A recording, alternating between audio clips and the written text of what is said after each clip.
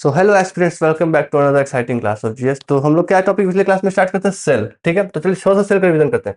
हमने पिछले क्लास में बताया था आपको कि सेल टिश्यू बनाते हैं, tissue organ, organ system eventually हमारे बॉडी बनाते हैं। इस कारण से हमने इस सेल को क्या कहा था? इस सेल को हमने क्या कहा था बताइए? इस सेल को हमने कहा था, इस सेल को हमने कहा था the structural and functional unit of life. Structure क्यों बोलते हैं? क्योंकि स्ट्रक्चर बनाते हैं, फंक्शन इसलिए क्योंकि सेल के अंदर प्रेजेंट सेल ऑर्गेनल्स क्या करते हैं, हम इवेंचुअली हमारे सेल का फंक्शन परफॉर्म करते हैं, इसलिए functional and structural unit of life. फिर हमने सेल स्ट्रक्चर की बात कर ली कि कोर में क्या होता है, न्यूक्लियस होता है, न्यूक्लियर इसके अंदर लिपिड प्रेजेंट होता है, न्यूक्लियर प्लाज्म, साइटोप्लाज्म, और दोनों को मिला के कंबाइन एक प्रोटोप्लाज्म। ठीक है, हमारे पास बाहर में होते हैं सेल या प्लाज्मा मेम्ब्रेन, बाहर में सेल वॉल। अब सुनिए, अब क्या आती है सेल के, एक बार समझिए, सेल के अंदर क्या प्रेजेंट होते हैं? Cell organelles. और इस सेल ऑर्गेनल्स याद रखिएगा क्या करते हैं, इवेंचुअली फंक्शंस करते हैं हमारे बॉडी में। तो सेल ऑर्गेनल्स बहुत जरूरी है।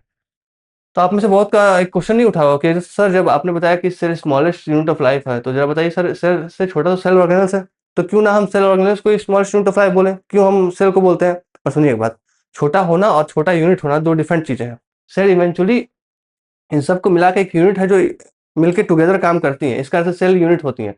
पर सेल के अंदर छोटे छोटे फंक्शंस करने के लिए छोटे छोटे पार्ट होते हैं जो सेल ऑर्गेनल्स होते हैं, जो इवेंचुअली फंक्शंस करते हैं, पर ये सब कंबाइन बना करके, कंबाइन मिल करके एक सेल का निर्माण करते हैं, इसलिए सेल एक यूनिट है और सेल ऑर्गेनल्स उसके छोटे छोटे पार्ट्स हैं। इस बारे में तो कोई डाउट नहीं, सेल के अंदर सेल ऑर्गेनल्स। चलिए अब हाँ, आज के हमारे क्लास में क्या होगा, छोटे छोटे सेल ऑर्गेनल्स को हम लोग डीप में डिस्कस करेंगे। चलिए आगे बढ़ते हैं।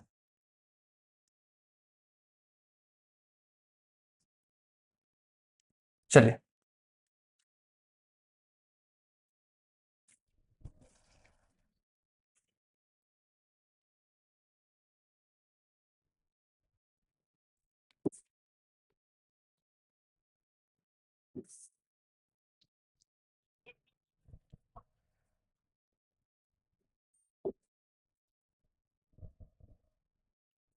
चलिए तो आज के इस क्लास में हम लोग ना सेल ऑर्गेनल्स पे फेस ज़्यादा ही अच्छे से फोकस करेंगे। क्यों? क्योंकि सेल ऑर्गेनल्स बहुत ज़्यादा जरूरी है हमारे बॉडी के लिए, इवेंचुअली सेल के लिए भी। तो सेल ऑर्गेनल्स पढ़ना बहुत जरूरी है, इससे भी बहुत अच्छे अच्छे क्वेश्चन आपके एसएससी रिजल्ट में बनते हैं। चलिए, तो हम सेल ऑर्गेनल्स से स्टार्ट करते हैं। सेल ऑर्गेनल्स समझने के लिए सबसे पहले समझिए क्या करना होगा। हम जो सेल पढ़ेंगे, आप हम आपके हमारे सेल पढ़ेंगे, जो हमारे सेल पढ़ेंगे उसमें हम क्या करेंगे, सेल के अंदर पढ़ेंगे हम क्या, सेल ऑर्गेनल्स, सेल ऑर्गेनल्स। समझ पा रहे हो? सेल ऑर्गेनल्स पढ़ेंगे। अब चलिए सेल एक एक करके सेल ऑर्गेनल्स को देखते हैं कौन कौन से हमारे पास जरूरी है। अब सेल ऑर्गेनल्स पढ़ेंगे, हम इसके सेल के अंदर पार्ट्स ही पढ़ेंगे। सेल के हम क्या पढ़ेंगे, अंदर सारे पार्ट्स। तो क्या पढ़ते हैं सबसे पहले, सेल वॉल। फिर पढ़ लेते हैं सेल या प्लाज्मा मेम्ब्रेन। जी, सेल या प्लाज्मा मेम्ब्रेन। उसके बाद क्या करते हैं हम, उसके बाद क्या करते हैं, उसके बाद हम पढ़ेंगे न्यूक्लियस। ये सब इंपॉर्टेंट पार्ट्स हैं। फिर हम क्या पढ़ेंगे, माइटोकॉन्ड्रिया। माइटोकॉन्ड्रिया के बाद हम क्या करेंगे, वैक्यूल्स। फिर आएंगे हमारे प्लास्टिड्स, इंडोप्लाज्मिक रेटिकुलम, जो कि कितने, दो तरह के होते हैं। फिर लास्ट में हम पढ़ेंगे क्या, लाइसोसोम्स। समझ पा रहे हैं आप लोग? आज हम लोग क्लासेस में इतने करने वाले हैं। सेल के अंदर के सेल ऑर्गेनल्स पढ़ेंगे, ये सब सारे सेल ऑर्गेनल्स बहुत ही ज्यादा इंपॉर्टेंट है, इसलिए आपको इस बात पर ध्यान देना होगा कि आप सेल ऑर्गेनल्स बहुत ही फोकस के साथ देखें। ठीक है, चलिए आप कुछ स्ट्रक्चर इस तरह का देख पा रहे होगे, ये हमारा स्ट्रक्चर है। ये वाले पार्ट हमारे क्या हो गए, माइटोकॉन्ड्रिया हो गए, राइबोसोम्स, न्यूक्लियस, क्रोमेटिक मटेरियल जो न्यूक्लियस के अंदर आता है, वैक्यूल, प्लाज्मा मेम्ब्रेन। ठीक है, अब एक एक करके हम क्या करते हैं, इस कंटेंट को करना स्टार्ट करते हैं। चलिए, तो हम स्टार्ट करते हैं किससे, चलिए हम स्टार्ट करते हैं हमारे अपने सेल वॉल से। जी, सेल वॉल से हम स्टार्ट करेंगे, सेल वॉल से स्टार्ट करेंगे। चलिए ध्यान दीजिए। तो आप सभी में से कोई बताना चाहेंगे सेल वॉल क्या होता है? आप सभी बहुत अवेयर होंगे कि हमारे जो हमने जो आपको सबसे बेसिक स्ट्रक्चर बताया था, इसके अंदर सबसे आउटर मोस्ट स्ट्रक्चर जो होगा हमारे क्या होगा, सेल वॉल। सुनिए, तो what is cell wall? It is the it is the hard outer most structure एक बात समझिए, सेल वॉल क्या है? सेल वॉल हमने क्या बताया आपको कि सेल के जब आप सेल बनाओगे तो ये सेल के ऊपर में एक हार्ड लेयर है। अब इसकी जरूरत क्या पड़ी वो समझिए, थोड़ा सा इवेंचुअली समझिए। सुनिए, ये बताइए, हम इवेंचुअली आप जो किंगडम पढ़ोगे आपका डिवीजन के अंदर एनिमल किंगडम, प्लांट किंगडम, तो आप बेसिकली समझोगे एनिमल प्लांट हम देखें तो क्या मेजर डिफरेंस आते हैं? सबसे इंपॉर्टेंट डिफरेंस जो आते हैं वो क्या कि ह्यूमंस वॉक कर सकते हैं, एनिमल्स वॉक कर सकते हैं, मूवमेंट कर सकते हैं, और क्या प्लांट्स मूवमेंट कर सकते हैं, पर क्या प्लांट्स मूवमेंट कर पाते हैं? एनिमल्स मूवमेंट कर पाते हैं, प्लांट्स कर पाते हैं? नहीं। सुनिए, हमने क्या क्वेश्चन किया कि एनिमल्स मूवमेंट कर पाते हैं, प्लांट्स मूवमेंट नहीं कर पाते हैं। तो क्या प्लांट्स को एक्स्ट्रा सिक्योरिटी चाहिए क्या? प्लांट्स को एक्स्ट्रा सिक्योरिटी चाहिए क्या? जी बिल्कुल, प्लांट्स को एक्स्ट्रा सिक्योरिटी चाहिए। क्यों? क्योंकि मूवमेंट नहीं कर पाते तो इवेंचुअली इन्हें ज्यादा डैमेज रिसीव करेंगे। तो जब एक बार बताइए कि जब ये ज्यादा ही डैमेज अगर रिसीव करेंगे तो कुछ एक्स्ट्रा प्रोटेक्शन चाहिए। जी, तो उसके लिए हमने भगवान ने इन्हें क्या दिया? सेल वॉल का एक्स्ट्रा प्रोटेक्शन के रूप में। तो समझिए, कि क्या होता है cell wall? It is hard outermost structure. समझिए, हार्ड आउटरमोस्ट स्ट्रक्चर ये प्रेजेंट कहाँ होता है? ये बताइए। प्लांट में, प्रेजेंट होता है, और absent एनिमल्स में। एनिमल्स में एब्सेंट होते हैं, ऑब्वियसली एनिमल्स के पास मूवमेंट की पावर है तो वो मूवमेंट कर पाते हैं। ठीक है, समझ गए? सेल वॉल ये बना किससे होता है?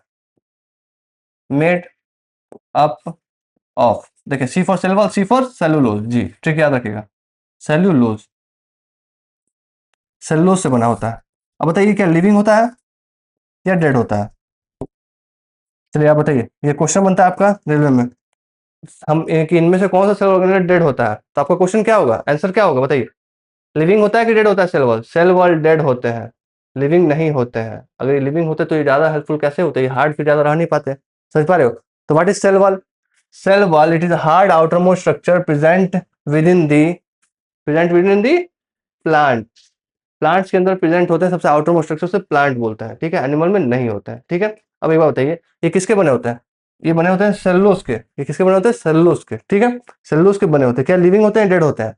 ये क्या होते हैं? जी, ये होते हैं डेड, तभी जाके ज्यादा हाईली हेल्पफुल होते हैं हमारे लिए। ठीक है, अब हम नेक्स्ट करते हैं। हमने तो ये जान लिया सेल वॉल के बारे में। अब हम क्या करते हैं, सेल मेम्ब्रेन या प्लाज्मा मेम्ब्रेन के बारे में समझते हैं डिटेल से। प्लाज्मा मेम्ब्रेन,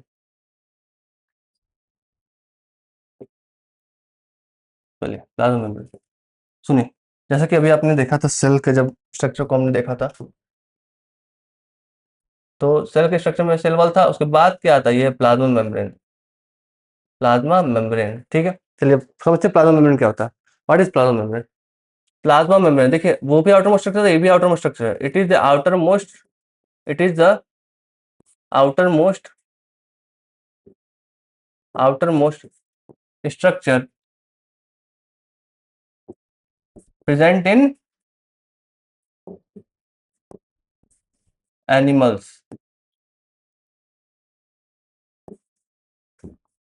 ये एनिमल्स में प्रेजेंट रहेंगे, ये बात ध्यान रखिएगा, और ये प्लांट्स में भी प्रेजेंट रहेंगे।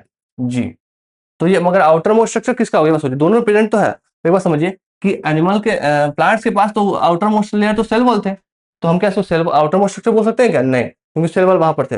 अब ये बताइए कि प्लांट्स वाले केसेस में सेल वॉल थे, पर एनिमल केसेस में तो नहीं है सेल वॉल, तो outer most structure animal case में कौन सा हो जाता है? आउटर मोस्ट स्ट्रक्चर हो जाता है प्लाज्मा मेम्ब्रेन। जी, सही समझा आपने। चलिए, अब हमको ये बताइए, ये बना किसके होता है? मेड अप ऑफ, ये बताइए इंपॉर्टेंट क्वेश्चन है।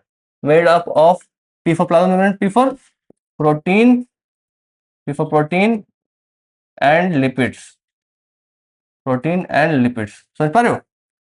ये किसका किसका बनता है? प्रोटीन और लिपिड का बनता है, प्रोटीन और लिपिड्स का बनता है। ये बात क्लियर है आपके पास? ये बात क्लियर है जी, कि हमारा किससे बनता है? प्रोटीन और लिपिड से। अच्छा, अब आप बताइए, ये क्या होता है? लिविंग होता है कि डेड?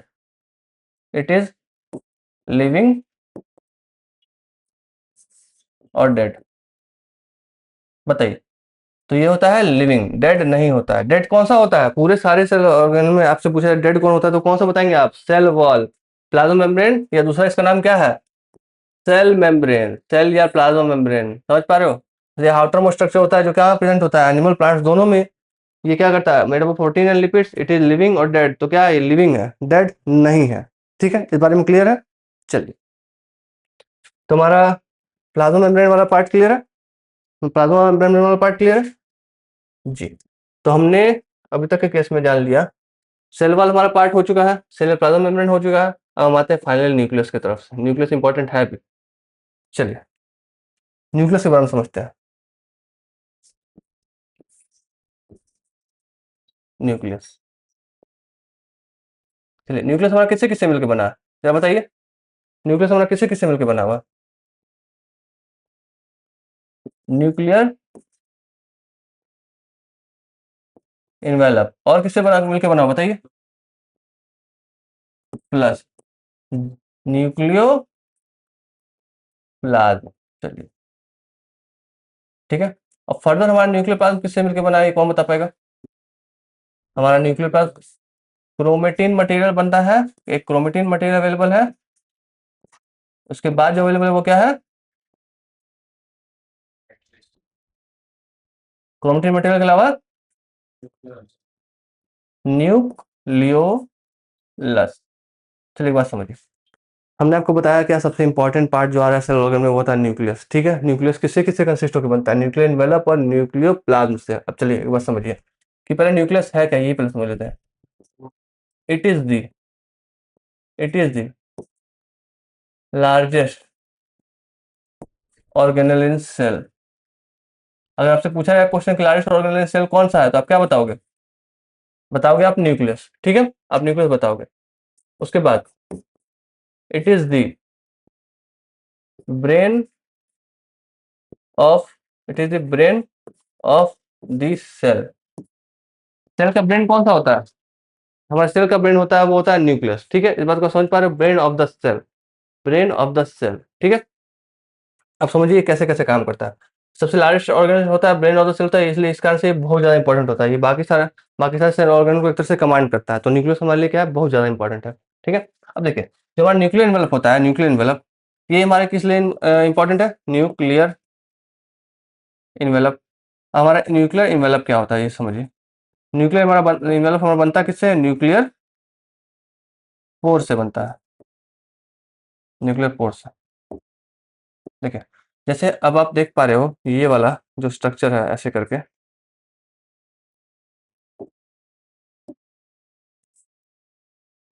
देखिए ये वाला जो स्ट्रक्चर है, अब ये वाला स्ट्रक्चर क्या सच में ऐसा होता है क्या? जब आप इसको जूम करके देखोगे तब आप पाओगे क्या कि ये वाला स्ट्रक्चर देखिए कुछ ऐसे था, ऐसे, ऐसे और ऐसे। तो ये जो प्रेजेंट होते हैं इन्हें हम क्या बोलते हैं? ये जो छिद्र प्रेजेंट होते हैं ये होते हैं छोटे छोटे जो होते हैं, इन्हें हम क्या बोलते हैं? पोर्स। तो न्यूक्लियस में प्रेजेंट है इसलिए न्यूक्लियर पोर। जी, न्यूक्लियर पोर। समझिए हमने आपको क्या बताया, न्यूक्लियस क्या है? लार्जेस्ट सेल ऑर्गेनेल है, सबसे लार्जेस्ट सेल ऑर्गेनेल है। न्यूक्लियर प्रेजेंट इसमें क्या क्या प्रेजेंट होता है? न्यूक्लियर एनवेलप और न्यूक्लियर प्लाज्म होता है। न्यूक्लियर प्लाज्म फर्दर किससे बनता है? क्रोमेटिन मटेरियल और न्यूक्लियोलस से। ठीक है, उसमें हमने न्यूक्लियर एनवेलप जाना क्या। न्यूक्लियर एनवेलप ऐसा न्यूक्लियस का ऐसा पार्ट है जो क्या करता है? सेपरेट करता है। किसको किसको सेपरेट करेगा? आप सोचिए, देखिए न्यूक्लियस का ये न्यूक्लियस प्रेजेंट है ऐसा, तो किसको किसको सेपरेट करेगा? सेपरेट करेगा न्यूक्लियस एंड साइटोप्लाज्म को अलग करता है, सेपरेट करता है। समझ पा रहे हो? न्यूक्लियर पर। और ये क्या करता है? अलाउ भी करता है, अलाउ करता है, परमिट करता है। किसको किसको? न्यूक्लियस और साइटोप्लाज्म के बीच एक्ट ट्रांसपोर्ट, परमिट, परमिट करता है। साइटोप्लाज्म और न्यूक्लियस के बीच में भी किसी भी तरह का लेन देन ट्रांसपोर्टेशन के लिए यहीं से रास्ता बनता है, न्यूक्लियर पोर से ही रास्ता बनता है। जो ये छिद्र, छोटे छोटे छिद्र होते हैं, समझिए छोटे छोटे छिद्र यानी पोर्स होता है जिनसे आवागमन ट्रांसपोर्टेशन इजिली होता है। ठीक है, समझ पा रहे हो आप लोग बहुत अच्छे से? जी, चलिए तो मैं आपको क्या बताया कि ये क्या है? न्यूक्लियर एनवेलप जो न्यूक्लियर पोर से मिलकर बनता है। और न्यूक्लियर प्लाज्म हमारा, न्यूक्लियर प्लाज्म हमारा फर्दर किससे बनता है? फर्दर किससे बनता है? क्रोमेटिन मटेरियल और न्यूक्लियोलस। ठीक है, अब हम फर्दर सबसे इंपॉर्टेंट पार्ट समझते हैं, वो क्या है? Chromatin material. Chromatin material, chromatin material. अब ये समझिए क्या है क्रोमेटिन मटेरियल। क्या सुनिए, क्रोमेटिन मटेरियल कुछ नहीं बस entangle mass of thread like structure. क्या है ये? Entangled mass of thread like thread like structure. सुनिए, ये ऐसे उलझा हुआ रहता है क्रोमेटिन मटेरियल, समझ रहे हो? ये क्रोमेटिन मटेरियल ही है, ये वाला क्रोमेटिन मटेरियल ही है जो क्या है, what is chromatin material? Chromatin material is entangle mass of thread like structure. Thread like structure होते हैं जो उलझे हुए होते हैं अपने आप में, ठीक है, वो होते हैं क्या, क्रोमेटिन मटेरियल। समझ पा रहे हो? अब क्रोमेटिन मटेरियल का कहानी समझते हैं हम लोग। क्रोमेटिन मटेरियल किससे कैसे क्या होता है, सुनिए। अब क्रोमेटिन मटेरियल जो है फर्दर, क्रोमेटिन मटेरियल जो है फर्दर क्या होता है, ये बनता है क्रोमोजोम से, क्रोमोजोम से, ठीक है। क्रोमोसोम फर्दर क्या बनाता है, डीएनए, और डीएनए फर्दर क्या बनाता है, जीन्स। तो आपसे पूछेगा what is the functional segment of DNA, तो आप क्या बोलेंगे, जीन्स। फंक्शनल सेगमेंट, तो डीएनए का एक्चुअली फंक्शनल सेगमेंट कौन है, जीन्स, ठीक है। सुनिए, अब क्रोमोसोम समझते हैं। क्रोमोसोम ह्यूमंस के अंदर प्रेजेंट होता है, ये क्या होता है, किस अमाउंट में प्रेजेंट होता है, आप बताइए तो। क्रोमोसोम प्रेजेंट होते हैं 23 पेयर्स में। अब 23 पेयर्स का मतलब क्या हुआ, एक पेयर में दो रहेंगे, तो 23 कितने हो जाते हैं, 46, ठीक है। अब समझिए कैसे होता है, ये 22 पेयर होते हैं, वन, ये ऑटोसोमल सेल्स होते हैं, ऑटोसोमल सेल्स, ऑटोसोमल सेल्स, समझ पा रहे हो, ऑटोसोमल सेल्स। ऑटोसोमल सेल्स का मतलब क्या होता है, कायिक सेल जो हमारे बॉडी का रचना करती है वो 22 पेयर्स होते हैं। फिर हमारे एक पेयर्स होता है, एक पेयर। अब एक पेयर क्या होता है हमारा, ये सेक्स सेल्स होता है, सेक्स सेल्स, या फिर हमारा germ cell, germ cells. Reproduction के दौरान जो मदर पेरेंट्स के जब रिप्रोडक्शन प्रोसेस के बाद जब ही एक्सचेंज होते हैं तो वहाँ पे जायगोट जो बनता है क्या होता है, सेक्स सेल्स के रूप में ट्रांसफर हो जाते हैं, ठीक है। अब डीएनए क्या होता है, डीएनए देखिए देखिए, डीएनए जो होते हैं वो बेसिकली, डीएनए डीएनए क्या होता है, डबल हेलिक्स स्ट्रक्चर होता है। क्या होता है, डबल हेलिक्स स्ट्रक्चर होता है। डीएनए क्या होता है, डबल हेलिक्स स्ट्रक्चर होता है, जिसमें ए जी सी और टी प्रेजेंट होता है। एजीसीटी क्या होता है, एजीसीटी क्या होता है, एडिनोसिन, ग्वानिन, साइटोसिन, थाइमाइन, ठीक है, समझ रहे हो? चलिए इसको आगे बताते हैं, चलिए। ये जो डीएनए होता है, ये जो डीएनए होता है, ये क्या होता है, ये डबल हेलिक्स स्ट्रक्चर होता है, डबल हेलिक्स स्ट्रक्चर होता है, डबल स्ट्रैंड प्रेजेंट होता है इसमें, ठीक है। इसके अंदर प्रेजेंट क्या होता है, ए जी सी टी, ठीक है। अब दूसरी तरफ आप कंपेयर करो, ये क्या है, डीएनए, डीएनए, ठीक है। दूसरी तरफ क्या है, आरएनए, आरएनए क्या हो जाएगा, सिंगल हेलिक्स स्ट्रक्चर, यानी सिंगल स्ट्रैंड प्रेजेंट होंगे। इसके पास क्या प्रेजेंट होता है, A C T U, adenosine, cytosine, thymine और यूरासिल। आपसे पूछेगा यूरासिल, यू फॉर यूरासिल। आपसे पूछा जाएगा कि डीएनए आरएनए में क्या डिफरेंस है, तो यहाँ पे थाइमिन होती है और यहाँ पे यूरासिल होती है। तो ये क्या है, single strand, single helix structure. Single helix structure क्यों, क्योंकि सिंगल स्ट्रैंड प्रेजेंट है और इसमें डबल स्ट्रैंड प्रेजेंट है, ठीक है। चलिए, तो आपने ये पार्ट समझ लिया, डीएनए फिर जीन्स। डीएनए सिंगल स्ट्रैंड जो बने तो सिंगल वो क्या होता है, जीन्स। ये जो छोटे छोटे यूनिट देख रहे हो उसके अंदर वो जीन्स हो जाते हैं। तो ये हो जाते हैं डीएनए, इसके फंक्शन यूनिट जीन्स। और फिर क्रोमोसोम के बाद 23 पेयर होते हैं ह्यूमंस के अंदर, 22 पेयर ऑटोसोमल सेल्स, एक पेयर सेक्स सेल्स होता है, ठीक है। न्यूक्लियोप्लाज्म में न्यूक्लियस, तो न्यूक्लियस वाला पार्ट आपको क्लियर हो चुका है जी। न्यूक्लियस वाला पार्ट हमारा क्लियर हो चुका है, देखो। सेल वाल क्लियर हो गया, सेल प्लाज्मा मेम्ब्रेन क्लियर हो गया, न्यूक्लियस वाला पार्ट क्लियर हो गया। माइटोकॉन्ड्रिया, माइटोकॉन्ड्रिया वाला पार्ट को हम लोग अभी देखते हैं, चलिए। चलिए समझते हैं what is mitochondria. Mitochondria,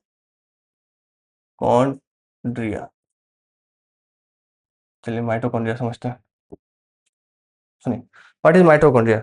mitochondria is a type of cell organelle which is known for producing power, power या एनर्जी। अब कैसे, इसको हम क्या बोलते हैं इसी कारण से, power house of the cell. क्या बोलते हैं इसे, power house of the cell. Power of the cell क्यों, क्योंकि पावर प्रोड्यूस करता है, क्या करता है, प्रोड्यूस पावर। अब पावर कैसे प्रोड्यूस करता है, सुनिए। माइटोकॉन्ड्रिया बेसिकली रिलीज करता है ए टी पी, इसे क्या बोलते हैं हम, एडिनोसिन ट्राइफॉस्फेट। क्या होता है, एडिनोसिन ट्राइफॉस्फेट, ठीक है। और दूसरी तरफ एडीपी, दूसरी तरफ समझिए एक छोटी सी और होती है एडीपी, सुनिए। एडिनोसिन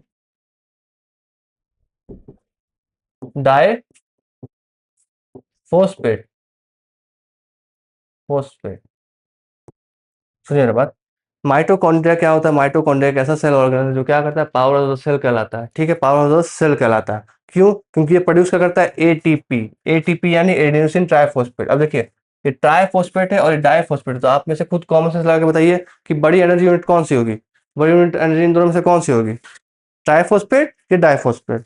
ट्राइफॉस्फेट या डाइफॉस्फेट, ऑब्वियस सी बात है, डाई का में ट्राई ज्यादा है, तो ट्राइफॉस्फेट, ठीक है, ट्राइफॉस्फेट प्रोड्यूस करती है। अब देखिए, इसे ही एटीपी को ही, इसी एटीपी को हम क्या कहते हैं, energy currency of the cell. Energy, आपसे क्वेश्चन पूछा जाएगा what is energy currency of the cell, तो energy currency of the cell कौन कहलाता है, एनर्जी करेंसी ऑफ सेल कौन कहलाता है, mitochondria. Power of the cell कौन कहलाता है, पावर ऑफ द सेल कौन कहलाता है, mitochondria. Energy currency of cell क्या कहलाता है, एटीपी, ए टी और पी, समझ पा रहे हो?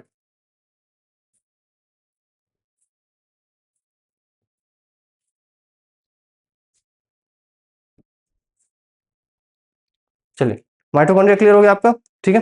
इस वाले पार्ट के बाद हम किस पे आते हैं, वैक्यूल्स पे आते हैं। चलिए, वैक्यूल्स भी अच्छा टॉपिक है। वह ये एक ऐसा सेल ऑर्गन है, सुनिए, वैक्यूल्स क्या है? वैक्यूल्स एक ऐसा सेल ऑर्गन है जो क्या किया जाता है, सेल कंटेंट्स होल्ड करने के लिए यूज किया जाता है, समझे? वैक्यूल्स क्या है? Membrane bound, membrane bound, bound organelle. क्या है? मेम्ब्रेन बाउंड ऑर्गेनल है, मेम्ब्रेन बाउंड ऑर्गेनल है, ठीक है। अब इसे क्या होता है समझिए, ये दोनों प्रेजेंट होता है, किसमें किसमें, प्लांट्स में भी और एनिमल्स में भी। एंड ठीक है,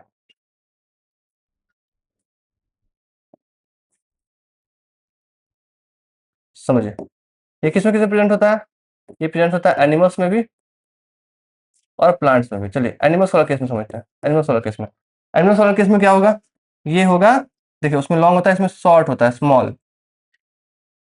बताइए, एनिमल्स वाले में क्या होता है, शॉर्ट या लॉन्ग? तो हमारे एनिमल्स वाला में जो ये वैक्यूल होता है, ये स्मॉल होता है, ठीक है।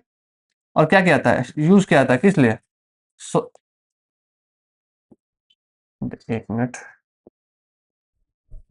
ये क्या कहता है, यूज किया जाता है स्टोर करने के लिए, क्या क्या स्टोर करने के लिए, ग्लूकोज, और क्या, ग्लाइकोजन,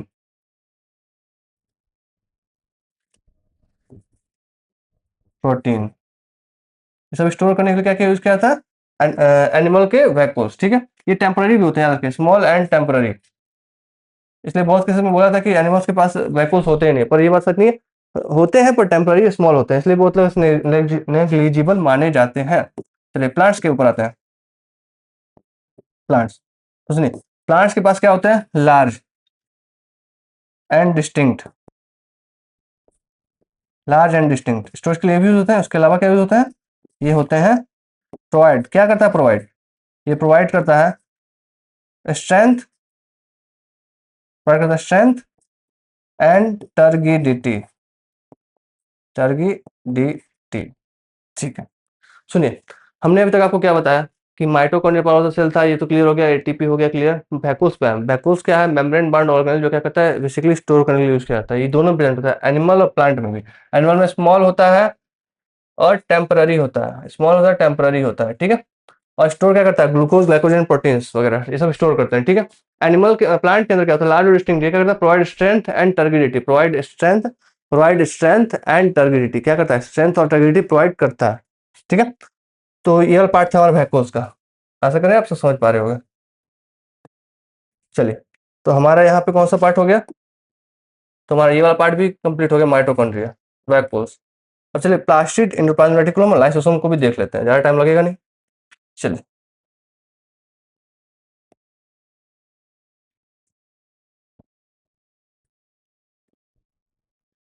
चलिए हम लोग देख लेते हैं पहले प्लास्टिड को। तो हमारा बच गया है प्लास्टिड, एंडोप्लाज्मिक रेटिकुलम, लाइसोसोम। चलिए, इसमें से हम पहले क्या स्टार्ट करेंगे, plastid, plastid.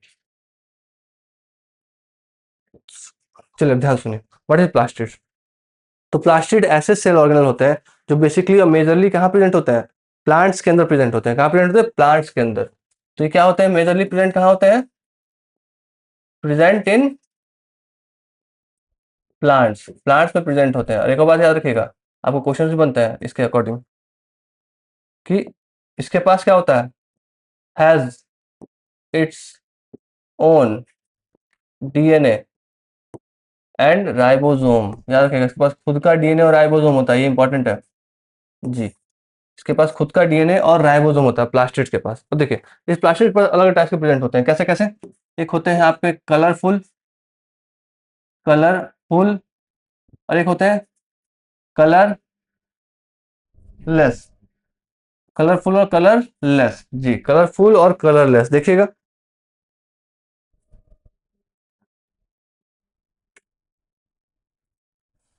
Colourful and colourless, चलिए कलरफुल वाले में आते हैं।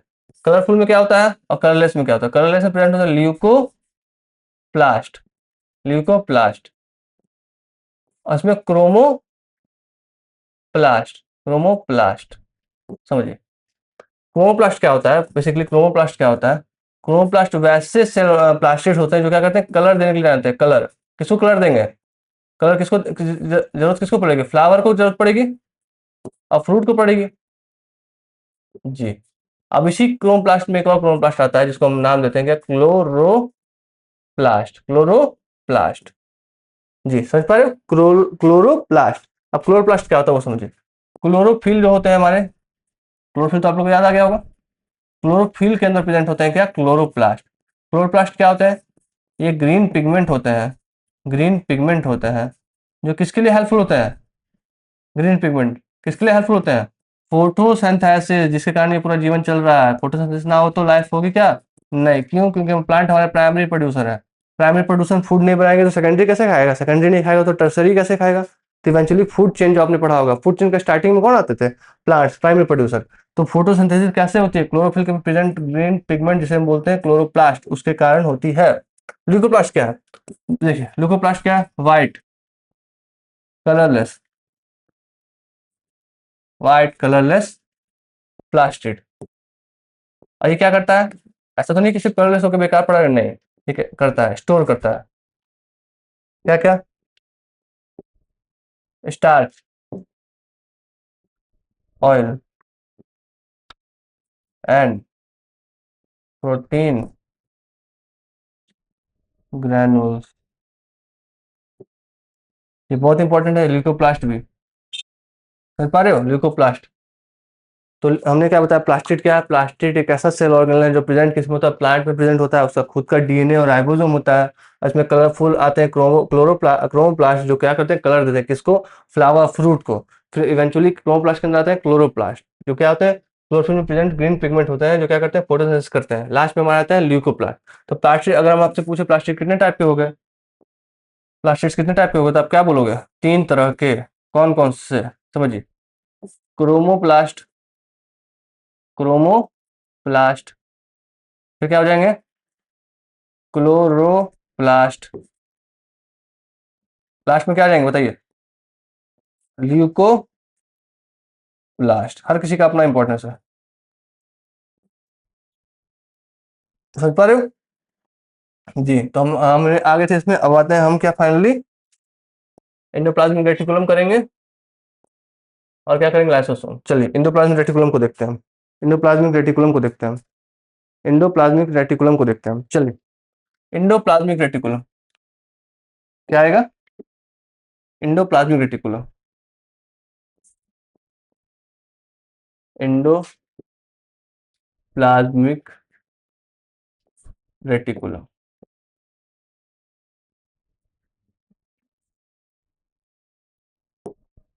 चलिए, व्हाट इज एंडोप्लाज्मिक रेटिकुलम, अब आप लोग बताइए एंडोप्लाज्मिक रेटिकुलम क्या है, एंडोप्लाज्मिक रेटिकुलम क्या है, ये आप बताइए। चलिए समझिए, तो एंडोप्लाज्मिक रेटिकुलम क्या है, एंडोप्लाज्मिक रेटिकुलम हमारे प्रेजेंट होता है कहाँ पर, हमारे सेल ऑर्गेनल। सुनिए, एंडोप्लाज्मिक रेटिकुलम क्या होता है, एंडोप्लाज्मिक ऐसे सेल ऑर्गेनल है, मेम्ब्रेन बाउंड सेल ऑर्गेनल। क्या है, मेम्ब्रेन बाउंड सेल ऑर्गेनल, ऐसे membrane bound cell organelle, cell organelle, समझिए। एंडोप्लाज्मिक रेटिकुलम जो होते हैं, आपके एंडोप्लाज्मिक रेटिकुलम जो होते हैं, ये कितने तरह के होते हैं, रफ एंडो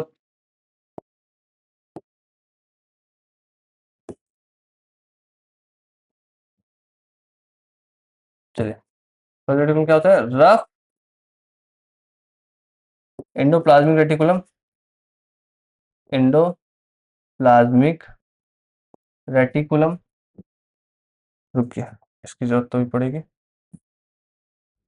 चलिए ध्यान समझिए, उन्होंने क्या बताया आपको कि endoplasmic reticulum, endoplasmic reticulum, endoplasmic reticulum दो तरह के होते हैं। कौन कौन से होते हैं उसको समझिए। Endoplasmic reticulum membrane bound cell organelle जो होते हैं, जो बहुत ही ज़्यादा हमारे लिए यूजफुल होते हैं। कैसे यूजफुल होते हैं इसके टाइप समझिए तो समझेंगे आप। ये होते हैं रफ एंडोप्लाज्मिक, एंडोप्लाज्मिक रेटिकुलम। समझ पा रहे हो? फिर कौन सा होता है? Smooth, smooth endoplasmic reticulum. जी समझ पा रहे हो आप सब? Smooth endoplasmic reticulum, smooth endoplasmic reticulum.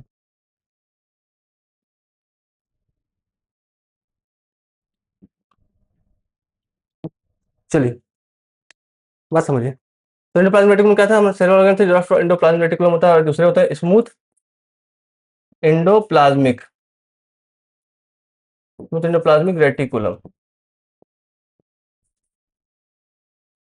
Smooth endoplasmic reticulum. चलिए आपको समझाते हैं कि ये दोनों होते क्या है। स्मूथ एंडोप्लाज्मिक रेटिकुलम ऐसे रेटिकुलम होते हैं जो क्या करते हैं? Synthesis, synthesis of protein and lipid, protein lipid का संश्लेषण करते हैं, प्रोटीन एंड लिपिड्स।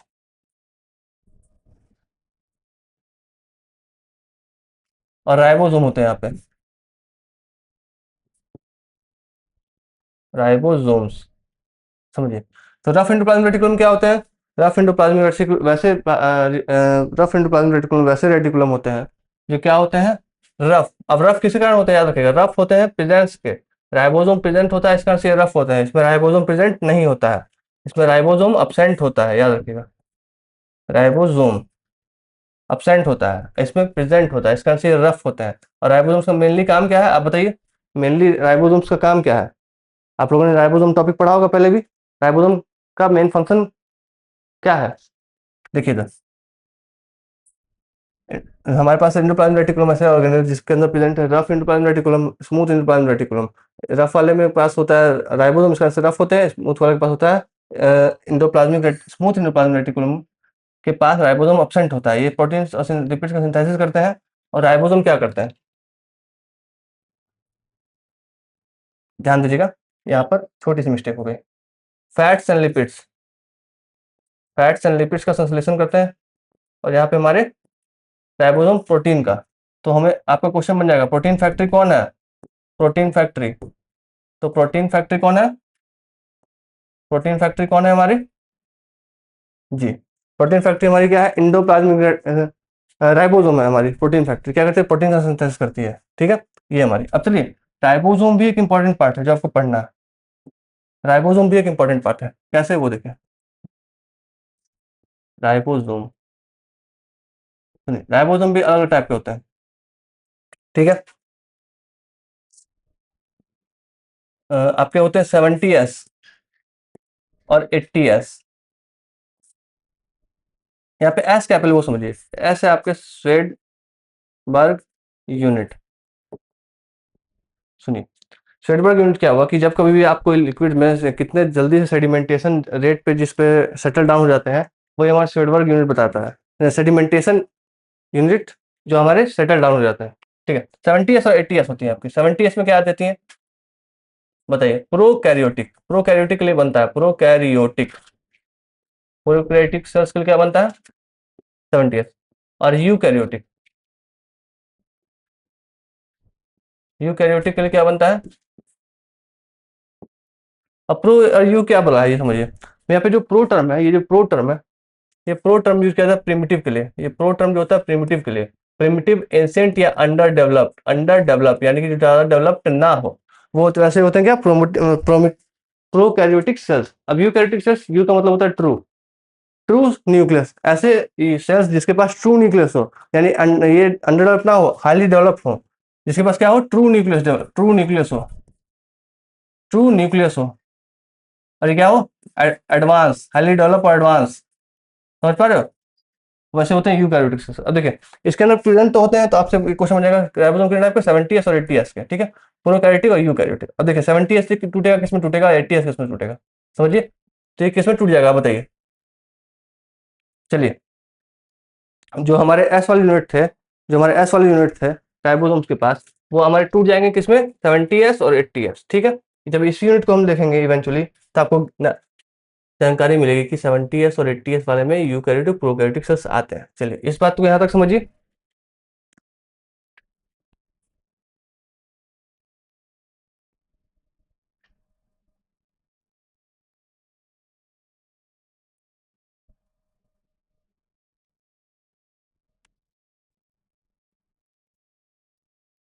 जी, तो हमारा जो 70s है 50-30 में टूट जाता है, 50-30, और ये हमारा 60, ये एस हो जाएगा, याद रखिए। अब आप बताइए, जो इस कंटेंट में एक बात ध्यान देने की चीज है वो क्या, किस में कौन टूटता है, 70s वाले प्रोकैरियोटिक, और जो हमारे 80 वाले हैं वो किस में है, यूकैरियोटिक, यूकैरियोटिक, यूकैरियोटिक, ये हमारे 40s। हमने क्या बताया, राइबोसोम कितने टाइप्स के होते हैं, आपके राइबोसोम होते हैं 70s और 80s में, 80s वाले 50s 30s में टूट जाते हैं, 80 वाले 60-40 में टूट जाते हैं। याद रखिएगा टूटने का आपको ये अर्थमेटिक आइटम होता है, 50+30-70 हो रहा है, याद रखिएगा। स्वेडबर्ग यूनिट क्या बताए थे, Svedberg, as for Svedberg unit, वो क्या होती है, जो भी एक सॉल्यूशन में सेडिमेंट जो सेटल डाउन करते हैं उसकी एक रेट होती है, तो ये वो वाली रेट है जो आपको अर्थमेटिक में एडिशन करके नहीं आएंगी, ठीक है, रेट होती है। तो इसलिए आपके ये वाले भी हो गए। अब हमारे पास एक बचती है लाइसोसोम, लाइसोसोम, लाइसोसोम को भी यहीं पे समझ लेते हैं। लाइसोसोम, चलिए, लाइसोसोम क्या होती है, लाइसोसोम कंटेन्स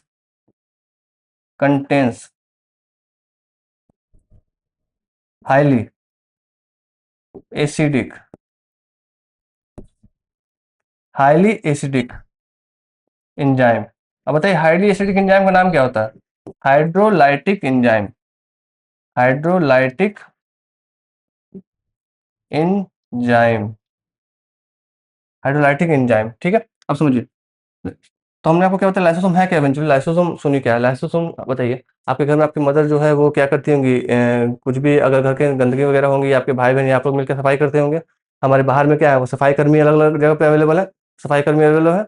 ये सफाई कर्मी क्या करते हैं, सफाई कर्मी हमारा साफ करने का काम करते हैं। बॉडी के अंदर भी तो एक ऐसी चाहिए सिस्टम जो हमारे अननेसेसरी अनवांटेड चीजों को डायरेक्ट कर जाए, सेल के अलावा, अंदर भी बाहर भी। तो ऐसी जगह पे काम आता है लाइसोसोम। लाइसोसोम को ना दिया गया हाईली एसिडिक एंजाइम जो कुछ भी पचा सकता है, उसे बोलते हैं हाइड्रोलाइटिक एंजाइम। तो इसलिए क्या बोलते हैं इसे, suicidal bag, suicidal bag, atom bomb, disposable bag, disposable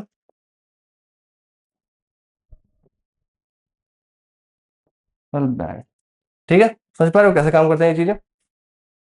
हमने क्या बताया कि लाइसोसोम क्या है, लाइसोसोम एक ऐसा सेल ऑर्गेनल है जो क्या करता है, बॉडी के अंदर साफ सफाई का काम करता है। कैसे कर पाता है, इसके अंदर हाईली एसिडिक एंजाइम होता है जिसे हम बोलते हैं हाइड्रोलाइटिक एंजाइम। 0.2 से 0.5 तक इसकी पीएच होती है। सोचिए कितने कितने एसिडिक होंगे नेचर में। तो सुसाइडल बैग, अब बताइए सुसाइडल बैग क्यों बोलते हैं, सुनिए। जब कभी भी आपकी बॉडी की डेथ हो जाती है, तब सोचिए क्या होता होगा हमारे बॉडी के अंदर, हमारे बॉडी के अंदर होता क्या है, जो हमारे जितने भी, जब इवेंचुअली हमारे बॉडी के अंदर सारे फंक्शंस करने बंद कर जाते हैं, हमारे जो ह्यूमन बॉडी है, हमारा जो ह्यूमन बॉडी है,